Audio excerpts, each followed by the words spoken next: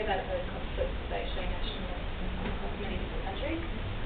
So one example of a grassroots, I suppose, bottom-up initiative for disability development is the Starfish Project. So they help women to get out of the sex industry. A lot of them are trafficked, and after they're trafficked, often if they do escape, they don't really have many other options, so they stay in prostitution. Often, a lot of HIV/AIDS, there's a lot of issues that sort of, come from that experience as well. They can't go back home because of prejudice. They're stuck in the city, often halfway across China, which is halfway across the other side of the world for them. So Starfish help people women get out of the sex industry and give them an alternative livelihood. So it teaches them a trade, and they get a lot of training in how to make jewellery. Actually, I'm wearing all of their jewellery at the moment, so it's a beautiful bracelet and earrings, and here's another pair of earrings I bought. So that's given them a really, really good second chance at life. Another initiative is the Migrant Fan Project. Now this is it's very small, grassroots. It started the concept itself already existed before my work at UNIAC has sort of taken them on board and started to fund them a little bit more. But basically there's 240 million migrants in China. So if you look at the number of people who are trafficked across the world, usually it's looked at across the border, it's not looked at nationally. So nationally, there's that amount of migrants within China itself, and there's no identification really that's across the board. It's really impossible to gauge the extent or the gravity of the situation. So this is one initiative that's doing really well. So it's called the Migrant Workers Artist Troupe. They were founded in 2005, and so basically they produce songs that teach people about different issues to do with migration. So at the moment we're doing a little bit of training with them on trafficking and prevention and identification and things like that. So they've already got their own music and CDs out, but this project is to help them to design some more music or develop some more music that focuses on labour trafficking, child labour, sex trafficking, marriage trafficking, student labour, as well as consumer demand and a bit more awareness raising. So hopefully this will become as big as the MTV music campaign. So their aim is to create about 10 songs, international tours in 3 to 5 provinces, distribute the identification cards that sort of helps each other identify if anyone else has been trafficked, and hopefully reaching 5,000 to 10,000 members of the audience. Okay, so this is one more project. This is one that I'm directly involved in right now, the Shelter Improvement Project. So at the moment there's 1,500 shelters across China that help anyone who's vulnerable, so from battered women to traffic victims to migrants to street kids. I guess the problem here is that because of the lack of identification of traffic victims, and the majority of the shelters are run by government, usually ex-military. There's no case management, no counselling, no livelihood projects, or there's a lack of care, like one-on-one care for anyone. So especially if they're trafficked, then they don't have any of that, and there's only about 10 days that they're allowed to stay in the shelter before they're moved off somewhere else. So this project was aimed at nationally helping, giving a really good specific, like a targeted approach to for case management and for the operation, like an operational guide for all of the shelters across China. So far they've piloted 3 different shelters. It's taken 1 year, and so far 1 out of the 3 shelters are doing really well. The other 2 still look like detention centres. There's still bars and no activities, and but the one shelter that has done really well is a really good example, especially for the other 2, and especially when it's going to be put out across the whole of China. And this is because beneficiaries. These guys are migrant workers, so they were trafficked into brick kilns, So usually they get trafficked and moved across from kiln to kiln, so every few months. About 3,000 kilns in Kunming alone.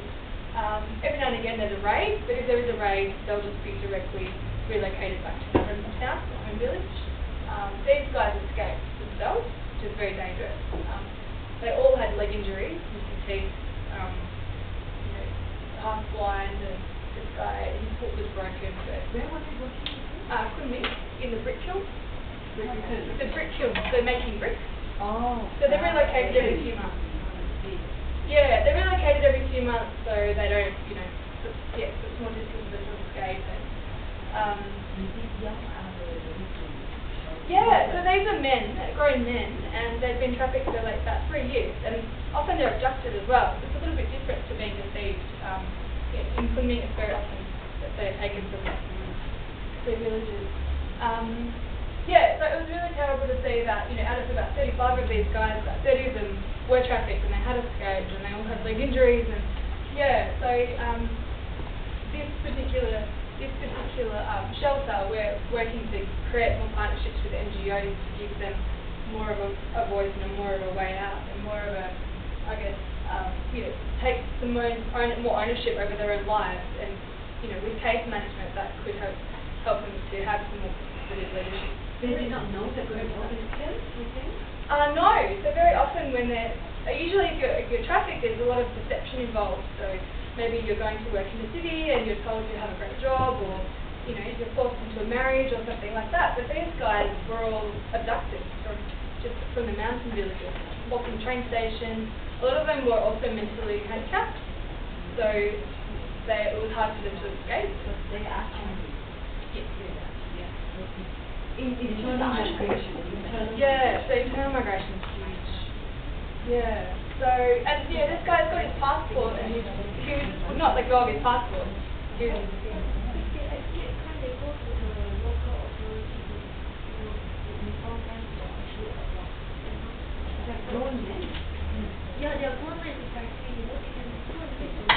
there's a lot of shame, but also they don't have anything left. So they've got to go, they're in this shelter now, they've escaped, the authorities have brought them to the shelter because they've escaped, and maybe they couldn't get home alone. They stay in the shelter for 10 days, and then they get relocated back to their hometown. Investigations, it's really difficult because, it's got, on policy level they're supposed to be, but anyway, it's part of the project, the shelter improvement project. So this particular shelter, we're working really hard to work with the authorities, the Ministry of Public Security, and the shelter owners actually, they're getting really upset that the Ministry of Public Security are getting all the honour and the glory from having these prosecutions and cracking this down in these cases, whereas because they don't get much glory from the shelter side of it, they're not really doing that much to fix it. So this project's kind of aiming to create partnerships with all of them. So I wanted to just show you the good example. So one shelter in Guangdong is amazing. They're totally transformed it. There's pictures of kids everywhere. There's activities. It's a really child-centered approach. And the reason I wanted to talk about this one is because it is participative leadership. They're taking ownership over their own lives. There's case management, counselling, activities, physical education. They can choose what they want to do, where they want to go, what they want to eat.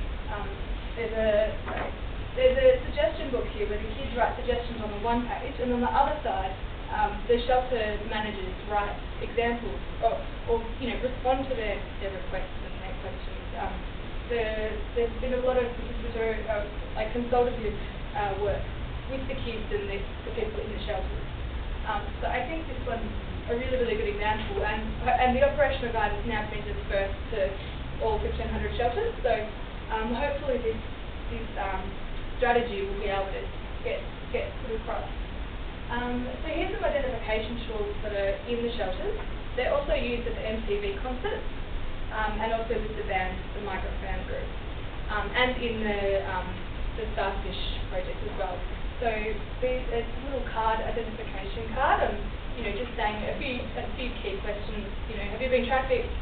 Do you know anyone who's in this situation? And this another one with a poster that's put up at all the shelters to help the staff and also to help the beneficiaries to understand. So the child-centered philosophy is really working. They've just taken hold of it. They're creating internal referrals and livelihood projects and partnering with NGOs. So I think they've done a really, really good job with this particular NGO. Social enterprises as well. So there's a social enterprise that's created a workshop of traffic survivors have workshopped what they want to do, what they want to get out of the project. So they actually came up with the concept of a catering service of this social enterprise business initiative. So they've planned it, developed it, managed it. They provide vocational training to other traffic survivors, and they're making money out of it as well. It's a business initiative, so they're putting the money back into this NGO as well. But there's a few initiatives that are really good, and I think if from these bottom-up initiatives can kind of partner with the larger ones at the top, and hopefully policy and practice can somehow come together in the end. I think what the topic for next year should be is partnership, because basically that's, I think, the crux of participation. I think you can't do it alone. Like NGOs can't do it all. There's thousands of NGOs in some countries, and then the government's doing all the work in other countries, like China. Like both of them maybe need a happy medium and work together a little bit more in the design, the planning, management, and monitoring. So I think you give someone a social enterprise, like the Starfish project. Teach them to make jewellery. They might not want to do that. Like they might want to create something else, or they might have another passion. But I think involving them in the entire process is really important, as well as the evaluations and sharing lessons learned. So no NGO or lessons learned. Do you have NGO, Chinese NGO inside China? There are, but they can't register as NGOs. So even World Vision and Save the Children, they're not registered as NGOs. They're registered as a corporation. They are allowed to go. They're the only two that are allowed. So what is COBIT? Sorry, the commit process is The NGO or not? No, the commit process is an interagency partnership. So there's 6 countries in the Greater Mekong area, and they've all partnered together to work. It's not. It's the UN IAP.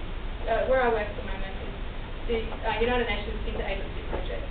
So the aim of that project is to bring all the governments together with the NGOs and with the other agencies to work together to combat trafficking. So with prevention and protection and especially relocation of victims cross-border.